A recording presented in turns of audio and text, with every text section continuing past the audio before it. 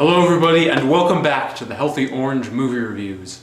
I'm your host, Bennett Campbell Ferguson, and what you are about to see is the fifth part of a discussion between me and my fellow Healthy Orange film critics, Maxwell Myers, Ali Bull, Patrick Bellin, and Mo Chamet, about our favorite films of all time. I hope you enjoy it. My next movie is Millennium Actress. It's an anime, and you all gave me a confused look. I've never heard of this. Okay. I haven't either. All right. Oh, Please yay. do talk about it. Okay. So when making this list, I was like, well, there's got to be an anime on it. Like, I just know this is a big part of my history growing up in middle school. You would all go through that phase, and I just found this one, and it's one of those. It's by this director. His name is Satoshi Kon. He's dead. And I'm Paprika, right? Paprika. He also did Perfect Blue, Tokyo Godfathers, and Paprika, yeah. He also had a series called Paranoia Agent. A lot of his movies deal with a lot of trippy mind stuff. Like, you're not quite... There's always something going on. But this one is about a movie studio in Japan is closing. They're tearing it down in the beginning. And there's this director. He's a documentary filmmaker. He wants to chronicle the life of the biggest star, and she's gone into, she's a recluse, and he's found out where she is, and they're driving onto the location. You see the studio getting destroyed, and you see the movie actually opens with him watching one of her last films, and it's a space movie. But he finds her and he goes, hey, we're doing this documentary. She goes, oh yes, I'm very excited. He goes, but I have something for you, I have this key. And he goes, what is it to? And she goes, it's the key to the most important thing. And he goes, well, let's begin. And talks about her life, and she never wanted to be an actress, and she meets this art thief. Well, a thief of some kind. He's apparently a rebel, and she harbors him in her family's like shack. And the next day he escapes, and she was offered a movie role, but her mother didn't want her to take it. And when he escapes, she misses the chance, and he asks her to hold on to this key, and he goes, find me, and I'll tell you what it goes to. And he ends up getting on this train. She misses it, but he knew that he was going to La Mancha, or Manchuria. And but so she becomes an actress so she can follow him and try and find him.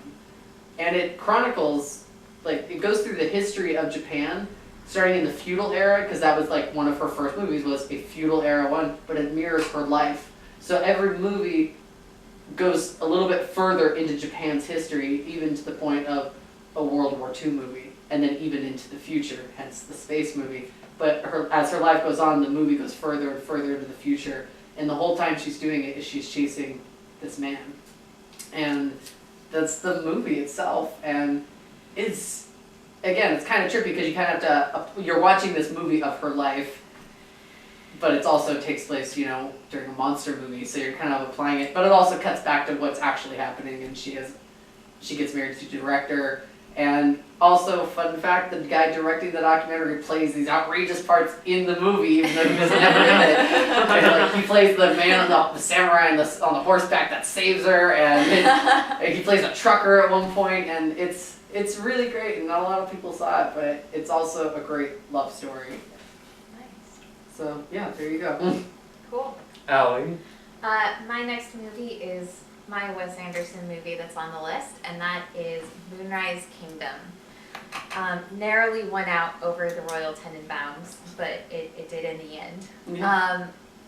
I guess for me, part of it is the sentimentality of it. The first time I watched it with my parents, and my mom cried at multiple points, not breaking down in tears, but it reminded her a lot of her and my dad's story. They met when they were really young and kind of formed their own little family unit in the same way that the kids in Moonrise Kingdom did, and I think that kind of pushed me over the edge of why I love it so much. It's a great story, and it's very sweet, and it's very poignant, and I think I read an article once where someone made some comment of how all of Wes Anderson's movies have kind of this thread of sadness running through them. And I think that stands out a lot in Moonrise Kingdom in that, neither one of the two kids, Susie or Sam, really feel like they're in a stable or loving or supportive environment, so they kind of turn to each other for that, and it creates a very sweet relationship between the two of them, but by necessity kind of throws into sharper relief how damaged their other relationships are. But I think, as the movie goes on, we kind of see that shift taking place where they move more from, each other's entire worlds to close friends in a supportive environment that, we may see as a slightly better way for children to interact, while their relationships with the adults around them, their parents and the sheriff and the scoutmaster, are kind of brought back into, a reminder to those adults of, maybe we haven't been treating them the way that we need to, and how can we fix that? So you see this kind of shift towards healthier relationships as the movie progresses. And beyond that, there are so many just funny moments throughout. I mean, everything with Scoutmaster Ward, everything with social services, who's never actually learned. Hang on, social services. Social services. But there's just so much humor through it, and I think that really helps kind of get the message across of, the times where it is sad, is that, you can find humor in the sadness. I mean, even when Sam spends the night on the boat with the sheriff, there is, this really kind of sweet moment between the two of them, and then he pours out a slug of beer for the kid. He's like, "Here you go." And there's this moment of dissonance where it's like, you can't do that. But there's also a very sweet moment there where they're relating to each other as men who have experienced tragedy. It's very sweet. All right. The next film on this list bears the burden of being my favorite film of all time, and it is Lost in Translation. I first saw this movie because of my mom. She brought it home from the library. This is when I was 13 or 14, and I really had no appreciation for slow-paced independent films. And I was just hooked. I was mesmerized by the beautiful poetic images of Tokyo and the way the music blends with them, the quiet aura. You feel like it's so slow that you start to feel like you're living in the movie, in these hotel rooms, on these streets, in these lobbies, in these restaurants. And just the friendship between Bill Murray and Scarlett Johansson's characters at the center of it all. I mean, it's this simple meeting of two people that just takes place over a couple days. Yeah. It's insignificant in the grand scheme of things, and yet when you're watching the movie, it feels like one of the most important. Yes, yeah. Which is why I feel like for a small movie, it feels awfully epic. We see all these sweeping shots of skyscrapers and the view outside their hotel room, and that kind of, I think, exemplifies the strength of the emotion and the feeling in their relationship. And I can't sign off without talking about that ending, which, if you've seen it, Bill Murray whispers something to her and then leaves. We don't know what he whispers. Some evil, horrible hacks use audio enhancement to find out, which they never should have done. It spoils the magic of film. But that aside, I just love the fact that we don't know what he says, but we know it makes both of them happy. Mm-hmm. We know that they're content in the end, and for me, that's all I need. I don't want to be biased, or in favor or biased against whatever they decide their future is going to be. I'm, that they're happy with it is good enough for me, and that's why I love it. Patrick. You said that was your favorite film of all time? Yeah, that's my favorite film of all time. Okay, well, so then you absolutely have to go to Tokyo then. Yeah, oh yeah. There's one aspect of that movie that they really captured Tokyo very well in that. Considering what Tokyo is, it's this large megapolis. You think it'd be this really crazy city-like place, you think about New York and those kind of cities, but Sure. there's a very interesting Zen calm about Tokyo, actually. That's Considering interesting. its density, and I think they really capture that in Lost in Translation. Coppola. Yeah, The director, yeah. I think she latched onto that, and she photographed Tokyo in that style. I And that's one thing I really appreciated about Lost in Translation. Anyway, I suppose it's my turn. Somebody else. How about me? I suppose this just proves that Christopher Nolan is one of my favorite filmmakers. Because my next movie is Interstellar. Oh, nice, nice. 2 Christopher Nolan movies in a row. Oh.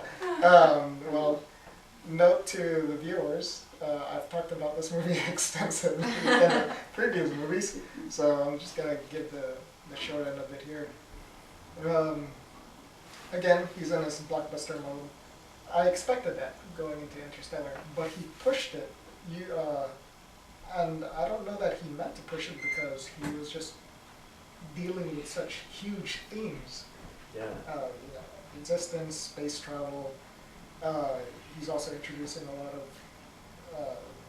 these scientific themes as well, and it just makes for a really grandiose film. It's probably one of the most epic movies I've ever seen. Yeah. Oh, yeah. And I also appreciated the way he approached it. It was as epic as it was. He kind of went old school, making sort of like an old school sci-fi movie. It's just enjoyable that way for me. But anyways, like I said, that's just the truncated version. If you want my detailed notes, you just look at the older videos. All right, Mo. Well, this one may also be possibly my favorite movie of all time. I like gangster movies. I like crime movies, and that's just interesting to me. And it's interesting when they play with it, when it's not just like bad people doing bad things. There's more nuance. There's different flavors to it. And in this case, the movie is in Bruges. You've seen this movie? Yes, I have. We were just talking about it. Yes. But it's very basic premise. 2 criminals, 2 hitmen who are Irish but they work in London, screw up a job and they have to go in hiding, and they go to Bruges, which is the oldest medieval city in Belgium, and it's this huge tourist trap. It's all about like going to see museums and old buildings and all this stuff, and one of them loves being there, loves like the artistry of it all. The other one is like, he's 12 years old and he just hates this. He's just sitting here waiting for it to be over. And we sort of peel back the layers and we see how they screwed up the job and what effects that has on them, and that's guilt. And that's immense, soul-crushing guilt that they have to deal with. And it's funny, but it's pitch dark. And it's sort of, and the through line of the movie ends up being, what do you do with this guilt? Do you live with it? Do you try to get away from it through suicide or through drugs or alcohol? Or do you try to make something from it, make something better from it? And it's a really interesting movie. It's funny. It's got a great cast. It's I think maybe the best Colin Farrell's ever been. Brendan Gleeson is reliable as ever. Ralph Fiennes is hilarious. He is some fine acting. He is he's like kind of evil, but he's hilarious. Well, and if I remember correctly, he calls him up and goes, "How do you like it?" And he's like, "Oh, I like it." And Ray Fiennes is just like, "Oh, I love it, Darren." He thought he sent them at the best place. He's like, "You guys are so lucky you're there. I can't be there." And I was like, I remember thinking, like, it's like, what? And it's like, well, Ray's not having as much fun, but I love it. He's like, what do you mean he's not having as much fun? Yeah. It's like a fucking fairy tale. I didn't remember. I was like, God, I love it there. And also, who I wrote down this Carter Burwell did the music. Oh, Carter Burwell's so great. It's like this heavy, oppressive operatic score, and it's depressing, but it moves you forward. It moves the story forward, and it's very funny. It's one of those movies where the screenwriter Martin McDonagh, who directed it, he wrote the basic story, and then he went back and he would pepper in like these little brick jokes and recurring gags, and that makes it hold up on rewatch. And it's fun and it's funny and it's kind of depressing and really well acted and it's brilliant and I love it.